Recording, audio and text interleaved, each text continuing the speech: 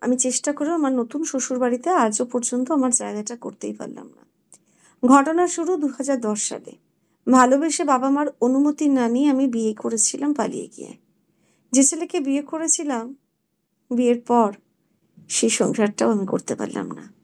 কিন্তু পালিয়ে গিয়ে দুজনে বিয়ে করেছিলাম সুন্দর করে সংসার করব বলে। কিন্তু ঈশ্বর বোধহয় সেটা চাননি। সেই সুখ আমার কপালে সইল না। প্রেমিক হিসাবে যে মানুষটি আমাকে সবসময় আগলে রাখতো, যত্ন করতো, হঠাৎ করেই সে ভীষণ পাল্টাতে শুরু করলো। আস্তে আস্তে তার এই পাল্টানোর কারণটা আমি বুঝতে পারলাম। সে এক অন্য মেয়ের প্রেমে পড়েছে।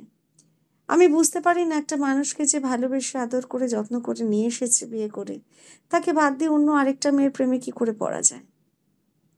তারপর হয়ে যা হয়, রোজই চলতে থাকলো ঝগড়া, অশান্তি, মারামারি। এমনিতেই তো আমার এই বিয়েটা আমার বাবা মা মেনে নেয়নি। তার উপরে যদি এরকম আমার পরিস্থিতি হতে থাকে, তাহলে আমি কোথায় গিয়ে দাঁড়াই? এদিকে শ্বশুরবাড়িতেও আর থাকা সম্ভব হচ্ছে না। রাস্তাও খুঁজে পাচ্ছি না কোথায় যাব। তবে শেষ মুহূর্তে আমি বাবা মার কাছেই আসতে বাধ্য হলাম। আর এদিকে আমি যেই বাবা মার কাছে এসেছি, বাপের বাড়িতে আমার চলে এলো ডিভোর্সের নোটিশ। আমার হাজব্যান্ড সেটা পাঠায়। যাই হোক, এই নিয়ে আমি আর খুব বেশি জলঘোলা করলাম না। একটা কথাই ভেবেছিলাম, ভালোবেসে যে মানুষটার হাত ধরেছিলাম, সে আমাকে বাদ দিয়ে তার জীবনে নতুন অন্য আরেক মেয়েকে ভালোবাসতে শুরু করলো। কি করে পারলো? আমি কি করে এটা সহ্য করব? ভীষণ কষ্ট হয়েছিল, অভিমান হয়েছিল আমার হাজব্যান্ডের উপর। কিন্তু ওই কি আর করা যাবে? আমি নির্দ্বিধায় সরে এসেছিলাম। তবে ডিভোর্সের কেস তো আর সাথে সাথে মেটে না। চ্যাপ্টারটা ক্লোজ হতে অনেক সময় লেগে গেল। তবে সেই সময়টা আমি ঘরে বসে থাকিনি। নিজের কাজকর্ম করার চেষ্টা করেছি। ছোটখাটো একটা কোম্পানিতে আমি চাকরি করতেও শুরু করি।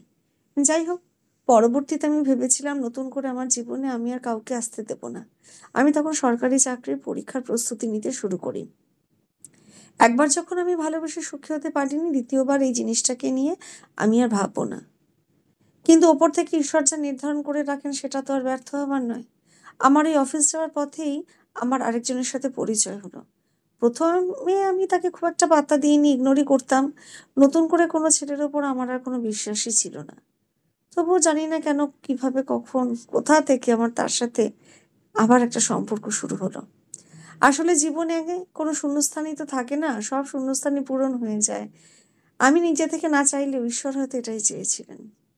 তবে এবার আমি আর নিজে থেকে কোনো ডিসিশন নিইনি। আমি বাড়িতে বাবা মাকে সবটা জানালাম।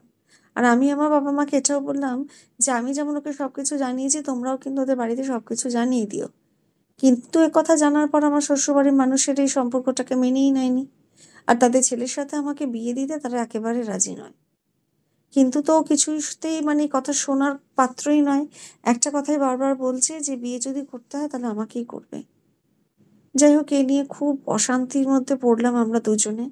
অবশেষে যখন কোথাও বিয়ে করতে রাজি হচ্ছে না, তখন ওর মা ঠিক বললো যে ঠিক আছে, তুমি এই মেয়েকে বিয়ে করো, কিন্তু এ বাড়িতে আর থাকতে পারবে না। প্রথমে ভীষণ কষ্ট পেল, তারপর বললো ঠিক আছে। যাই হোক, আমাদের বিয়েটা হয়ে গেল। মোটামুটি রিচুয়ালস মেনে হলো, কোনো রকম জাঁকজমক হলো না। ও ওদের বাড়ির একটি ছেলে, তাই বাবা মার খুব মনে কষ্ট হলো। আর তারও তো প্রথম বিয়ে, তার সে আশা করেছিল বিয়েটা খুব জাঁকজমক করে হবে। যাই হোক, হলো না। বিয়েটা সাদামাটা ভাবেই শেষ হয়ে গেল।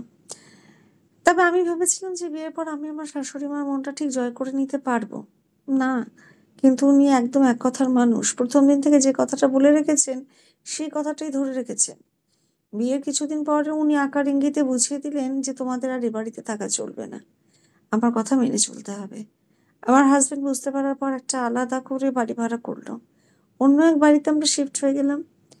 বিশ্বাস করো, কিছুদিন না মন চাইছিল না আমি নিজের শ্বশুর বাড়ি থেকে অন্য বাড়িতে যাই। আমি চেয়েছিলাম আমার একটা ভরা সংসার হোক। ঈশ্বর আমার সেই ইচ্ছাটা একদম পূরণ করলেন না। দেখা যাক।